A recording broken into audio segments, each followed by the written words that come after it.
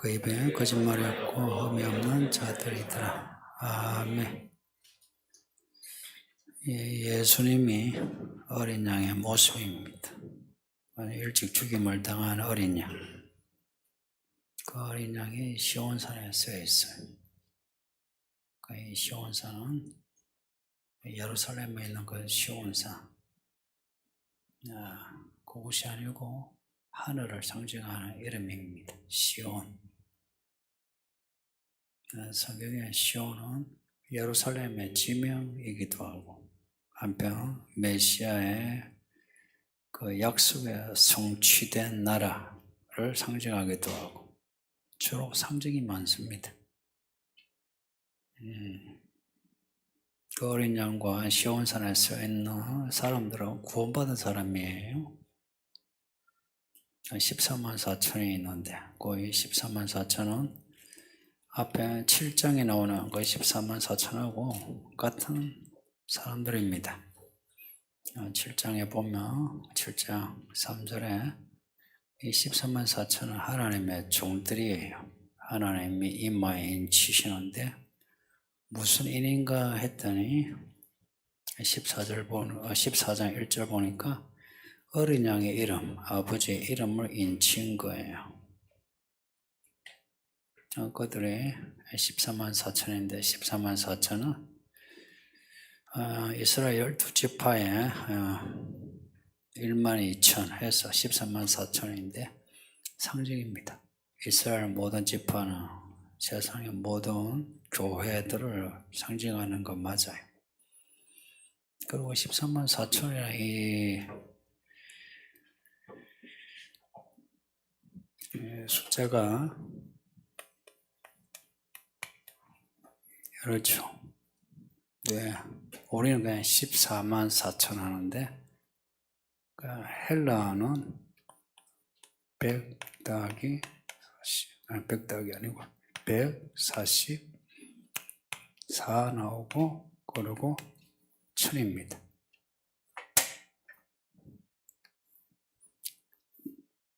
헬라어 숫자가 이런 순서란 이야기예요. 이 144 1000 하는데 이게 왜 14만 4천이 되노? 하면은 100에 1000을 곱하면 10만 되죠.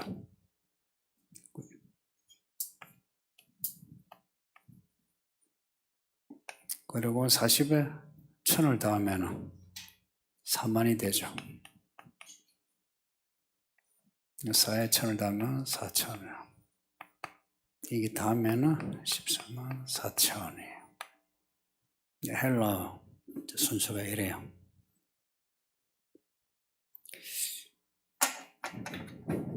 네, 사실 중요한 거는 요 끝에 있는 요 단위예요, 단위. 이 단위인지 아닌지 어떻게 아느냐?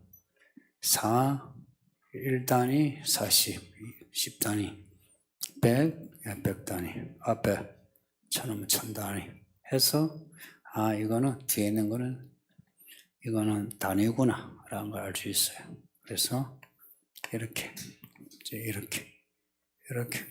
곱한 걸 이제 더하면 14만 4천인데 이제 중요한 거는 요 1000이라는 숫자인데 헬라의 의미 자체도 중요한데 많은 경우에 히브리식 의미가 중요하대요. 히브리식 의미란 헬라어는 이방인의 글자예요. 그러니까 그리스 글자. 근데 히브리어 혹은 아람어까지도 이스라엘 글자예요. 그 글자에는 형상어가 있어요. 그 형상, 그 어떤 구체적으로 형상하는 바, 그게 상징하는 바 있어요.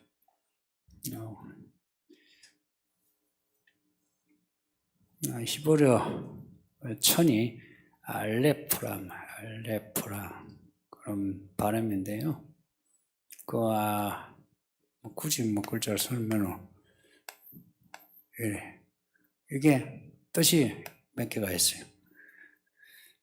이스라엘 공동체가 죄졌을 때 하나님께 바치는 황소래요. 소. 그리고 때로는 이 단어가 한 지파의 집안 가문, 가문을 의미하기도 해요. 아니면 한 공동체, 이게 이 단어가. 그럼 이제 요 단위를 중심으로 의미를 두면 열방의 나라와 족속의 모든 집안이, 믿는 집안이 다 구원받는다 라고 이제 해석할 수 있어요. 이건 억지 해석은 아니고.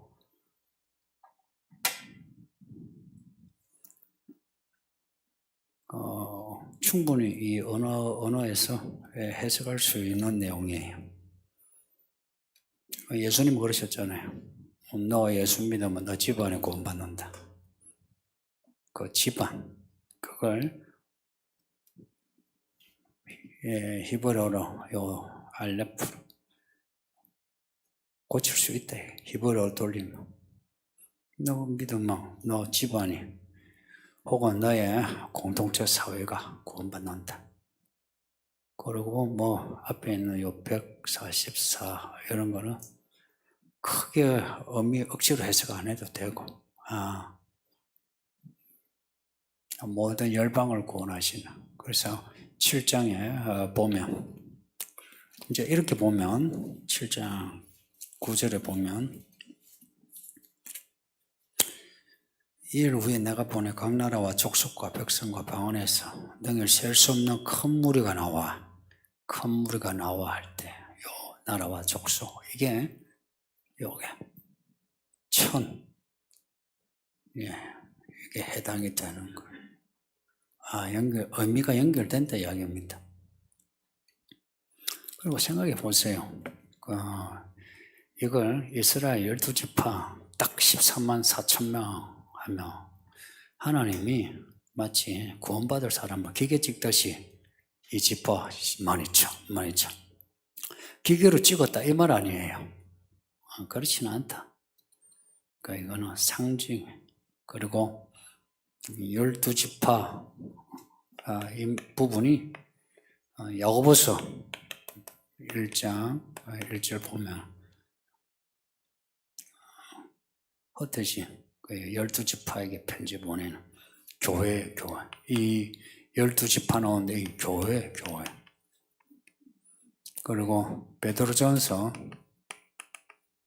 1장 1절에 흩어진 나거나 흩어진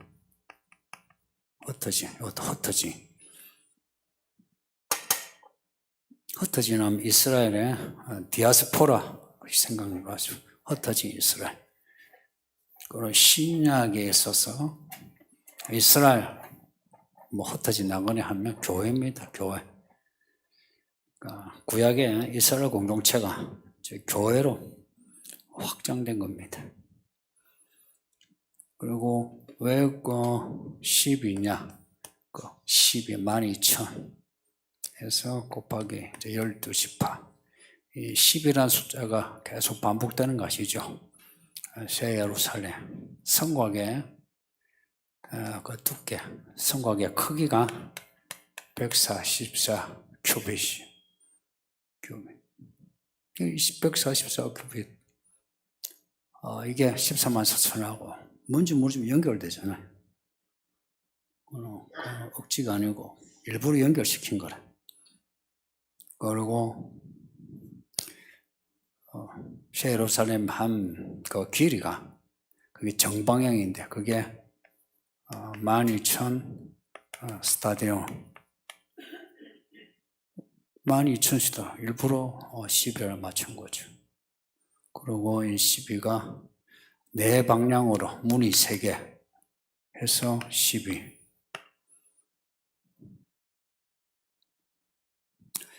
성도님들, 하나님이 사람 만드실 때 아무 생각 없이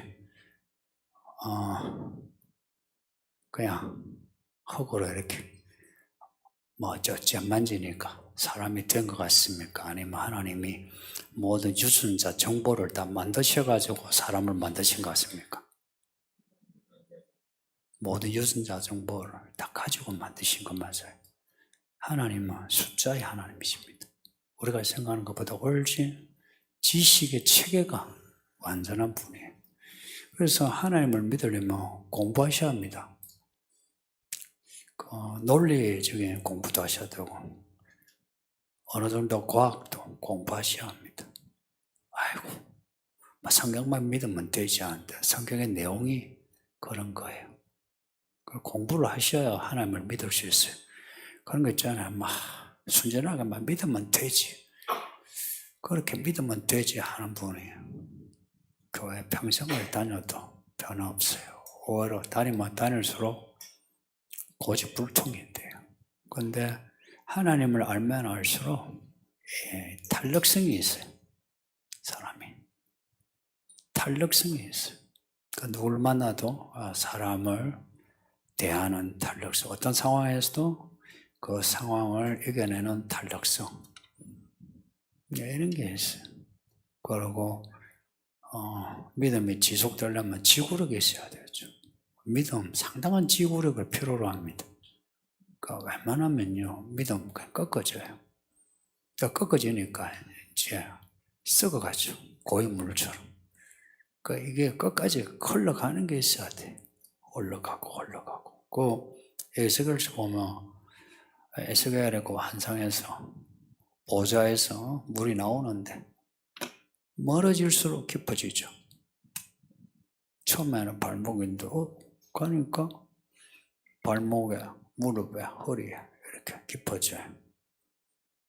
믿음 생활은요, 계속 갈수록 믿음이 깊어져야 하거든요.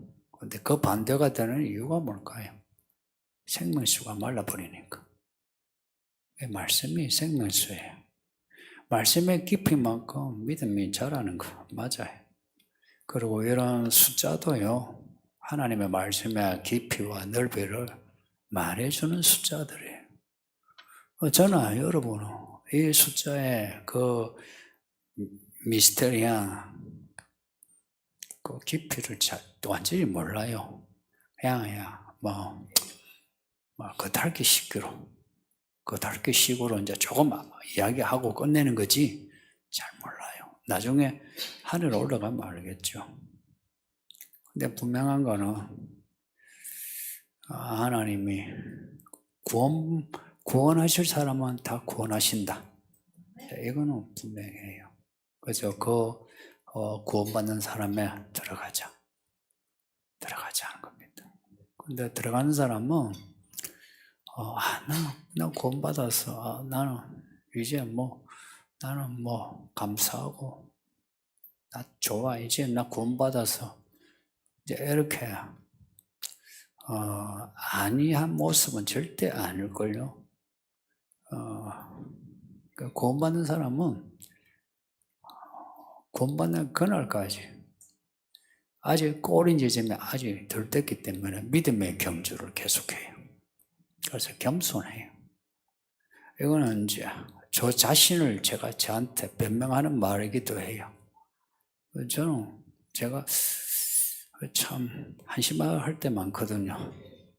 그래서 내가 목사다움을 놔두고 내가 구원이라도 받겠나 이런 생각이 들 때가 참 많아요. 그럴 때 이제 이런 말씀 13만 4천이라든지 경주 이렇게 믿음의 경주 이런 거 읽으면 그래 내가 완전함은 없는데 내가 달려가고는 있다. 그러니까 그 폭들을 내가 가지고 가고는 있다. 그러니까 믿음이 그래도 움직이고 있다. 이런 그 변명을 해요. 그리고 성경을 보면 다 선지자도 그렇고 사도도 그렇고 그렇더라고요. 그리고 이 12가 의미하는 바 12지파, 12사도 그러니까 하나님이 택하신 사람 그 택하신 사람을 통해서 이루시는 완전한 하나님의 경륜 이제 이런 의미 있어요. 거기에 나도 들어가 있다. 어떻게 아노? 내가 이 말씀을 내가 받고 말씀을 따라가고 있는 이 자체가 구원받은 증거다. 자, 그렇게 믿는 겁니다. 이제 언젠가 서는 곳이 시온산입니다. 이 시온산은 아까 말씀드린 것처럼 예루살렘의 그 시온산이라기보다는 하늘입니다. 하늘 나라입니다. 시온산, 하늘의 유리바다, 보좌, 새 예루살렘, 그 구분 안 해도 됩니다. 다 같은 곳이라 여기면 됩니다. 가끔은 이제 뭐 휴거, 이런 뭐 공중 휴거 하니까 천국과 땅 사이에 올라가는 걸로 여기는데 그럴 수는 없고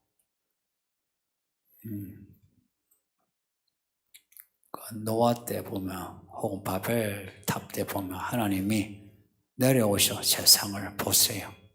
예수님이 구름 위에서 낫을 휘두르시는 그런 점에서 이제 우리가 공중 휴거 이런 말을 하는데 휴거는 하나님 나라에 그냥 올라가는 겁니다. 그리고 그 사람들 외에는 구원받지 못한대요. 이들 외에는 올라간 사람이 없어요. 이들 말고 이제 남아있는 사람이 있죠. 아마 여러분들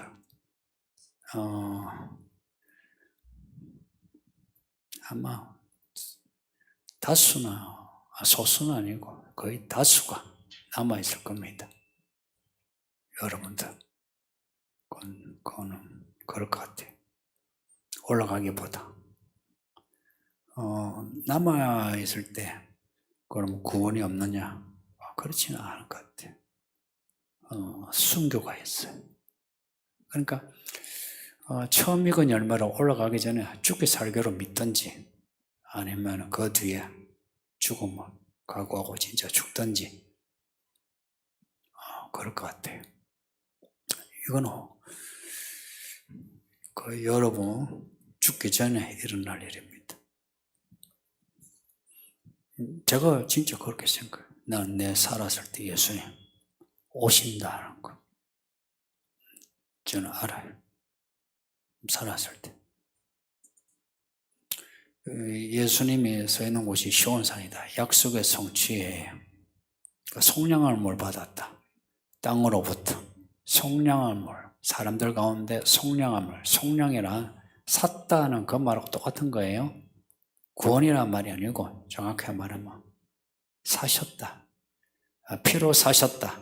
속량은 구속, 그러니까 값을 주고 사셨다.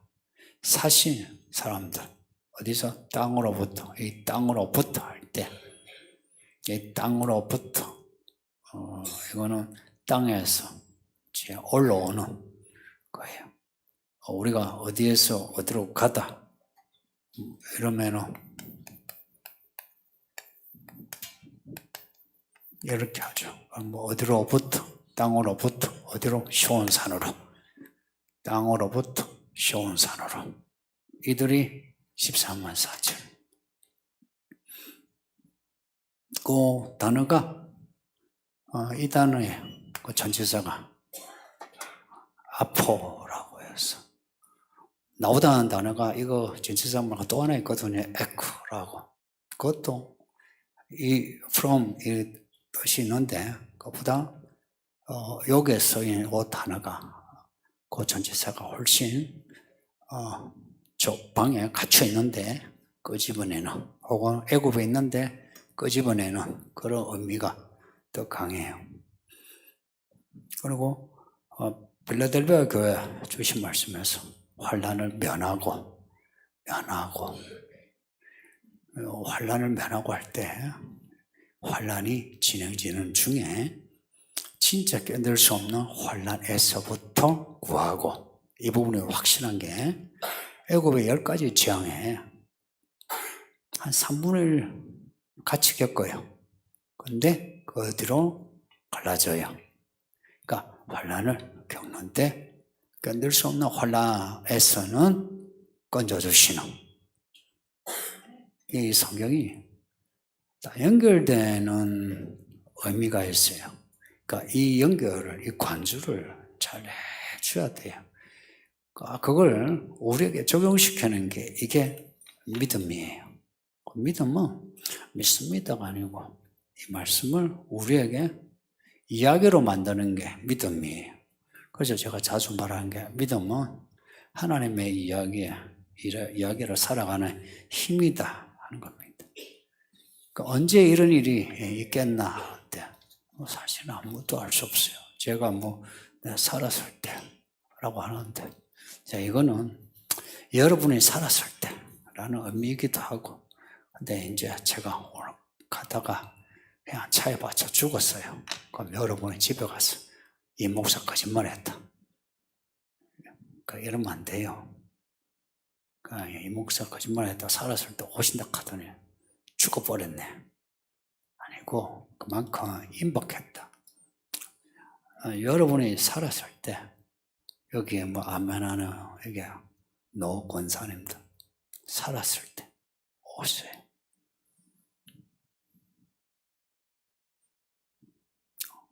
성령이 그렇게 계속 말씀하고 있어요. 어떻게 아노? 그게 성령의 감동입니다. 사건들을 볼 수 있어야 돼요. 사건은 중첩된다고 했어요.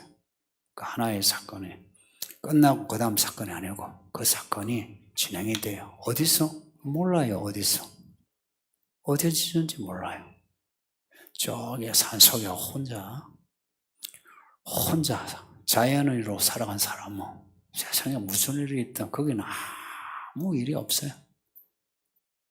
그래서 내가 살고 있는 이 서울에는 일어나지 않아도 어느 곳에 일어났을 때 사건이 시작되고 있는 거예요.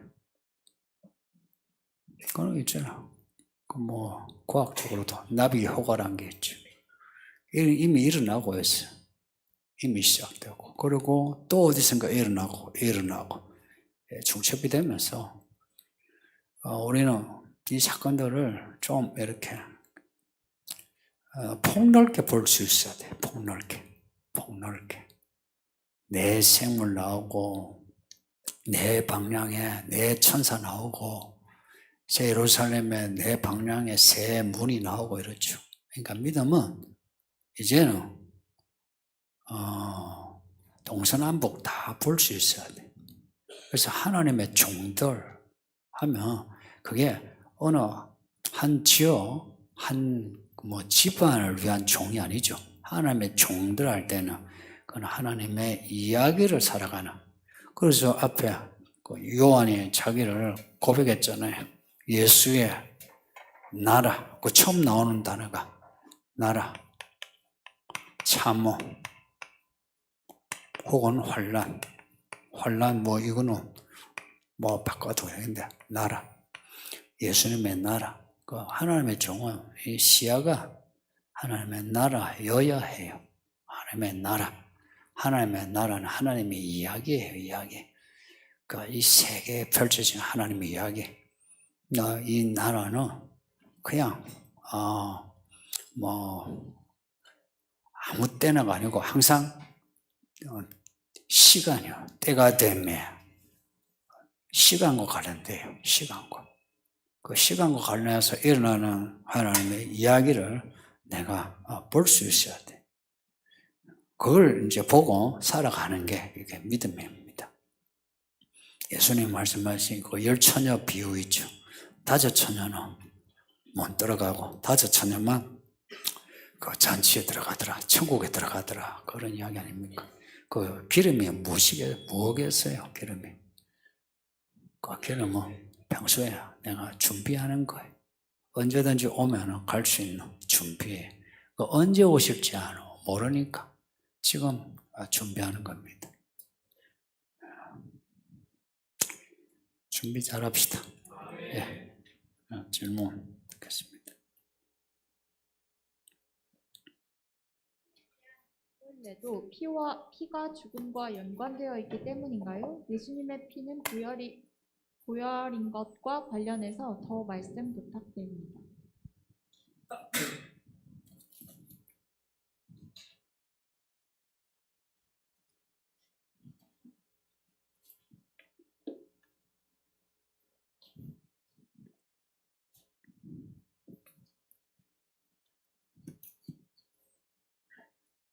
성경에 정결이란 말은 있어도 정결례라는 말은 없고요. 찾으면 정결 찾으면 정결례에 관련되는 거예요. 정결은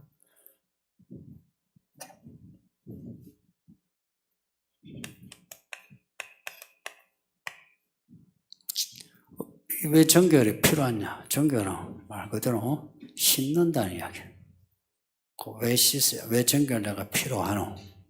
이유는 하나님이 거룩하셨어.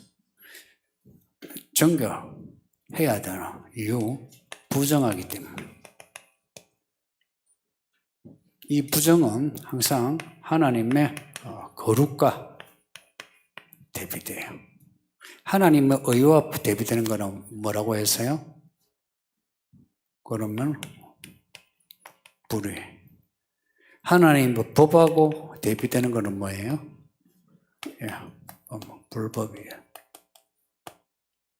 그리고 불의와 불법은 전부 다 부정을 바탕으로 해. 다 부정해. 이걸 이제 이게 죄의 모습이에요. 죄. 정결례가 필요한 거는 정결례, 정결의식이죠. 그 세레머니가 필요한 거는 부정해서. 그 질문이 피에 대한 정결례, 또 피에 대한 정결례, 피에 대한 정결례. 질문이 정확하게 뭘 묻는 건지. 피도 그럼 부정하니까 정결할 필요가 있는데 죽음과 관련되어 있어서 때문인가 이렇게 받아들이겠어요? 아니면 다시 질문을 하시든지. 정결례가 필요한 거는 많아요. 시체를 만져서 애를 낳으면 피 흘리죠. 애 낳으면. 또 부정한 음식,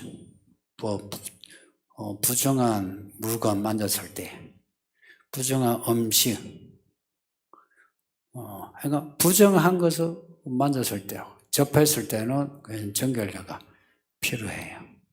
그러니까 이 피와 관련해서 이제 물으셨는데, 레위기 말씀을 보시면,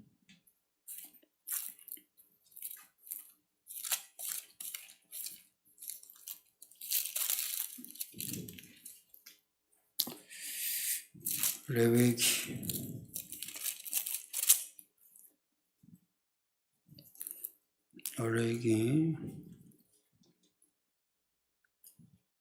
12장.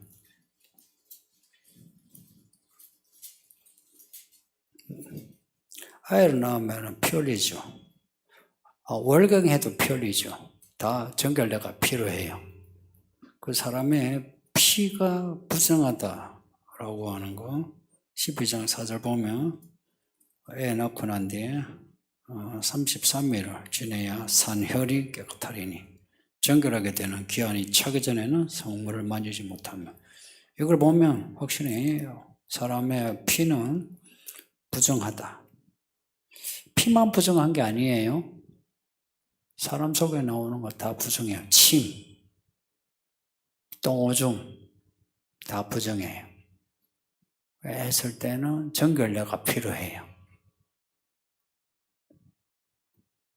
그래서 왜 그 피가 부정하노 할 때 죽음과 관련돼서 부정한 건 맞아요. 죽음과 관련해서 죄의 삭선 죽음이라 사람의 죄로 인해서 죽음이 오는데 피 흘리면 죽음이죠, 그죠? 그래서 부정해요. 이제 예수님의 피는 보혈인 것과 관련해서 예수님의 피 성경에 보혈이란 말이 있어요? 우리가 만든 말이에요. 가능하면 그런 말 안 쓰는 게 좋아요. 이제 그 의미가 있어 은혜는 돼요. 약간 소리 낮춰. 의미는 좋아요. 근데 성경에 없는 말은 가능하면 안 쓰는 게 좋아요. 그래서 죽음이라는 단어 그대로 쓰면 돼요. 믿음이라는 그대로 쓰면 돼요. 그걸 갖다가 돌아가셨다, 소천했다 할 필요 없어요. 저는 우리 어머니 죽었다 이러지 소천했다 이런 말 잘 하지 않아요. 믿음이라 이러지 영성 이런 말 안 써요. 예수님의 피가 왜 보혈은 이유가 뭐냐 하는 거예요. 예수님의 피하고 구약에 성전에서 그 제물을 죽였을 때 흘린 피하고 같아요, 달라요? 같아요, 달라요? 구약의 성전에 제물에 흘린 피하고 예수님의 피하고 같아요, 달라요? 아니, 당신 피하고 고양이 피하고 같아, 달라? 그것이 다르죠. 예수님의 피는 구약의 어린 양, 진짜 어린 양, 염소, 소, 비둘기 피하고 달라요. 그건 짐승의 피야. 예수님은 사람 피라. 사람 피인데 예수님의 피에는 부정한 게 없어요. 그러니까 마가복음 7장에 보면 예수님이 병자를 고치는데 한번 볼래요? 마가복음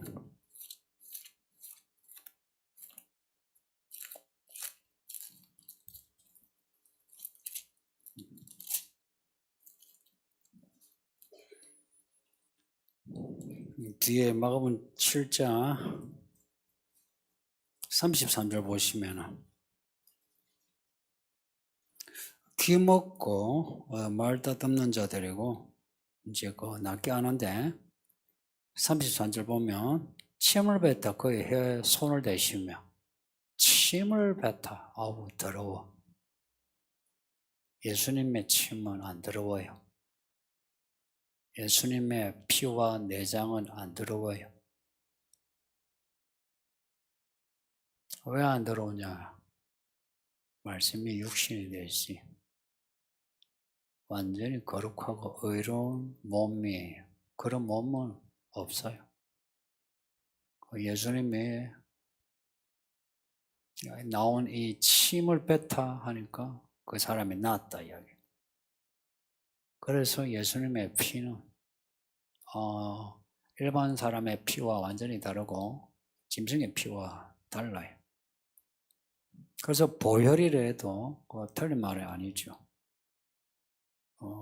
그리고 성전을 이제 두 가지 의식을 거쳐요. 이거는 여러분이 꼭 아셔야 돼요. 두 가지예요. 하나, 성전은 피를 뿌려요.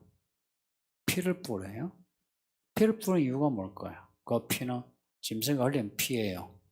그 피를 제단에 뿌리고 안에 성소에도 뿌려요. 다 피받아요, 피받아. 피 뿌리는 이유가 뭘까요? 그게 속죄를 위한 거예요, 속죄. 그 다음, 이제는 뿌리는 게 아니고 바르는 게 있어요. 뭘 발라요? 기름을 발라요. 거룩한 기름, 관유를 발라요. 두 가지. 성전은 피를 뿌리고 기름을 발라요. 피를 뿌린 거는 정결례. 기름을 붓는 거는 거룩함이에요. 정결례가 없는 기름 부음은 없어요. 똑같아요, 우리도.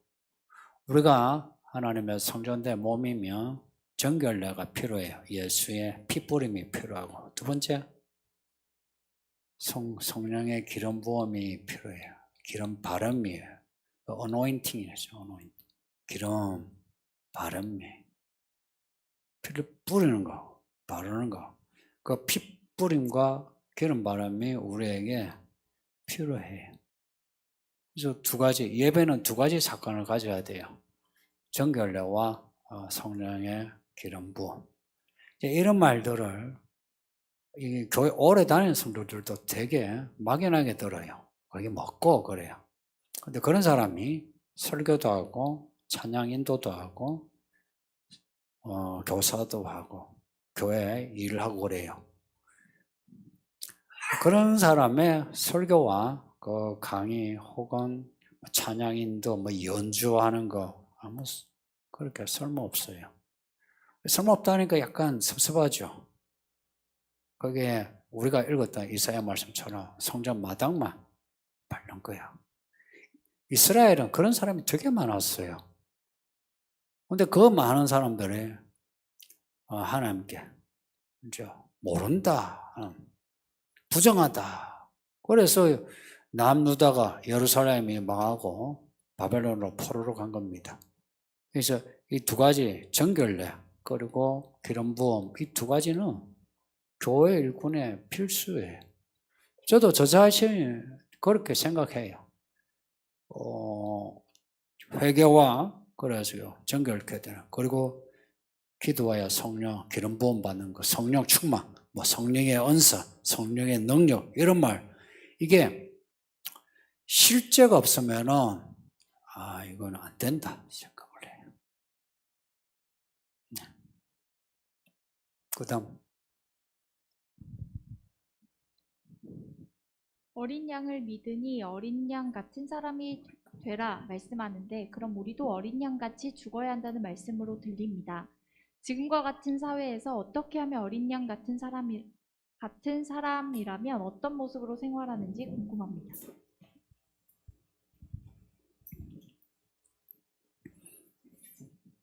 아침에 말씀드린 대로 어린 양을 믿으니 어린 양 같은 사람이 있다는 거 그거는 맞는 거죠. 너 그러면 어린 양같이 죽어야 한다는데 지금 같은 사회에서 어떻게 살아야 하는지 많은 말씀인데 사실 이런 질문을 여러분이 늘 하시는데 진짜 내가 어린 양 예수님을 따라가고자 하는 사람은 사실 이런 질문을 하지 않죠. 이미 예수님의 이야기를 자기가 가지게 되죠. 그런 거 있잖아요. 이미 예수님이 드라마를 다 보여주셨어요. 그래서 내가 그 드라마에 올라가서 들어가면 돼요. 근데 내가 동참을 하지 않고 앉아가지고 어떻게 하면 해요? 하는 거예요. 어떻게 하면 영생을 얻을 수 있나요? 그 부자 청년처럼. 지금 예수님이 제자들을 데리고 다니고 있어요. 예수님의 답도 그냥 나를 따르라 하는 거였어요. 그런데 또 어떻게 해야 됩니까? 자꾸 물어요. 왜 물을까요? 말은 어린 양처럼 내가 되고 싶은데, 따라가고 싶은데, 내 어떤 본성이나 내 자아가 싫은 거라. 그래서 가만히 앉아가지고 뭐 어떻게 하면 좋습니까? 라고 해요. 그래서 어떻게 말씀 읽고 순종하라. 그럼 그 다음에 뭐라고 하는지 아세요? 말씀 읽고 순종하라. 그럼 그 다음에 성경 어디를 읽어야 되나요? 그래요. 그래서 제가 한번 요한복음을 마태복음을 읽으세요. 그래요. 요한복음을 이제 읽으면 되는갑다. 이제 여기에요. 근데 요한복음을 읽고 그러면 요한복음을 읽고 난 뒤에 어디를 읽어야 돼요? 요한복음 다음에 뭐가 나와요? 그러면 사도행전 읽어요. 사도행전 읽고 그러면 쭉 읽어야 되나요? 예. 그럼 요한계시록까지 읽었는데 그다음 뭐 읽어야 돼요?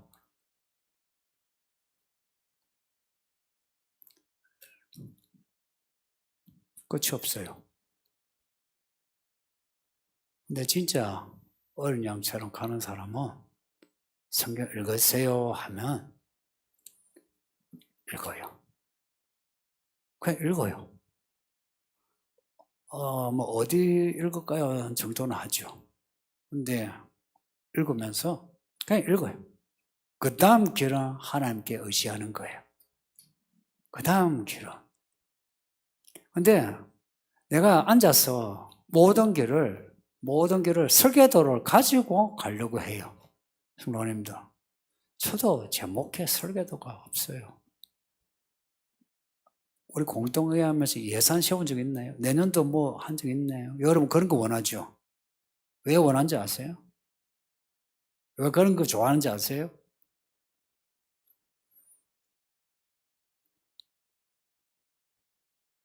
내 마음대로 하고 싶은 거예요. 본심은 내가 하고 싶은 대로 하고 싶은 그게 본심이에요, 실은. 내가 정말 그 어린양을 따라가고 싶으면 지금 간단한 한마디 있죠. 성경 읽으시오 하면 그냥 읽어요. 예배 잘 들으시오 하면 예배 잘 들고 그러지 그걸 굳이 이렇게 어떻게 해야 되나요? 묻지를 않아요. 왜 묻지를 않을까? 내가 한마디를 겪으면 하나님이 이끄시는 걸 알게 돼요. 생각해 보세요. 이스라엘이 출애굽할 때에 40년을 광야 생활을 했는데 언제 하나님이 설계도를 준 적 있나요? 있어요? 없어요. 그러면 우리도요. 야, 나가면 되고요. 저기 가면 저로 가면 돼요. 근데 우리는 내가 계획을 세우죠. 계획을 세우면 어디로 가게 해요? 절대 광야로 안 가요.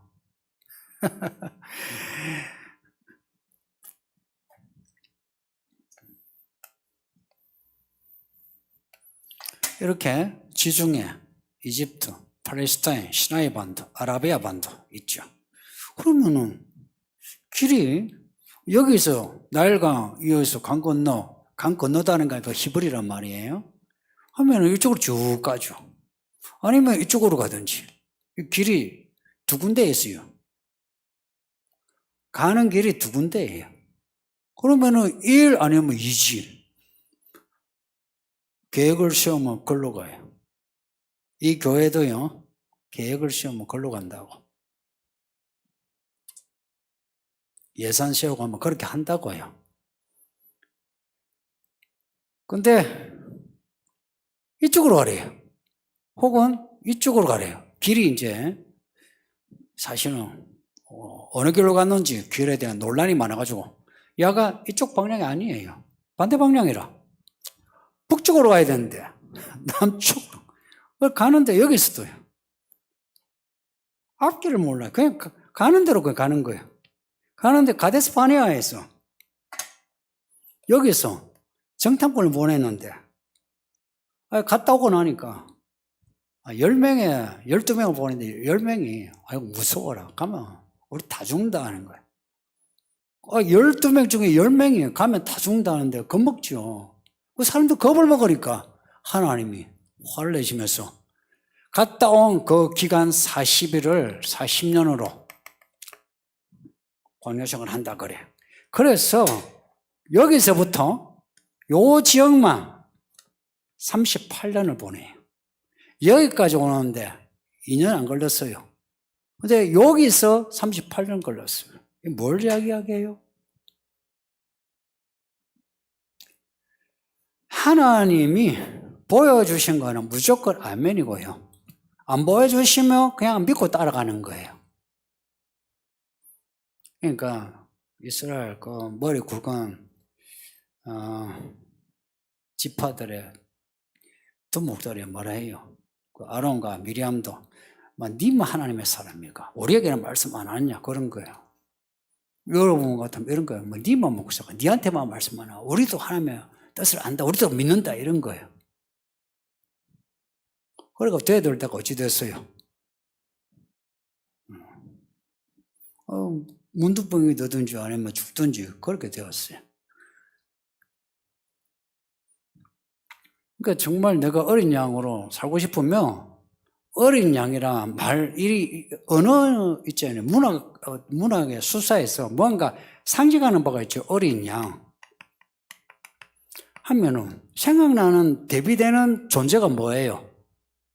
어린 양 하면 그러니까 대조되는 거 말고 어린 양 하면 딱 생각나는 존재. 예, 그건 맞는데. 그러니까 목장에 양떼 하면 생각나는 게 뭐가 있어요? 목자예요. 어린 양 같은 성도가 되고 싶다면 목자를 잘 따라가야 돼요. 그러니까 우리의 목자는 대목자가 예수님이에요. 저는 목자긴 한데 작은 목자예요. 대목자 예수님이 말씀하는 거, 그 표대를 여러분에게 제시하는 신호등 정도지 저는 별 그거 없어요. 사실은 별 그거 없어요. 전부 제가 그 주신 권위로 하는 거지 제게 제 건 하나도 없어. 그 여러분이 뭐 따지면 할 말이 없어요. 뭐 여러분 따지면 제가 뭐라 해요? 잘못했습니다 그러죠. 여러분 뭐 따지면 저요 막 뭐라 할 것 같죠? 잘못했습니다 그러지 별말 안 해요. 왜냐? 대목자이자 예수님 하시면 저도 따르는 거예요. 그러니까 진짜 어린 양이다 하면은 목자를 찾아야 돼요. 그 진짜 목자 찾으려면요 설교를 잘 듣는 거, 말씀을 잘 읽는 거. 근데 그게 형식적인 기본이에요. 형식적인 기본. 근데 그러면 실질적인 기본은 뭐냐? 그 말씀과 그 설교에서 예수님을 잡아야 돼요. 예수님을 잡아야 돼요. 목자라 목자. 어린 양이지 예수님 우리의 목자라. 그 예수님을 여러분이 찾아야 돼요. 그리고 그 목자 음성을 들어야 돼요. 그걸 듣는 사람이 진짜 양이죠. 양이 목자를 알고 뭐 목자가 양을 안다 그러죠. 그렇죠? 그 말이 맞죠. 그렇죠? 실제 양을 잡는 거 보니까 그 다큐가 재밌는 게 그 순한 양이에요. 그 다큐에 하는 그 PD가 양을 잡아서 하려고 하니까 발버둥을 쳐요. 그 양을 양들 깎는 거. 근데 목자가 그냥 있죠. 막 뒤비었다가 이래 해도요. 가만히 이래 있어요. 목자가 아닌 PD가 하니까 막 발버둥 치는데 왜 그러겠어요? 목자를 하니까.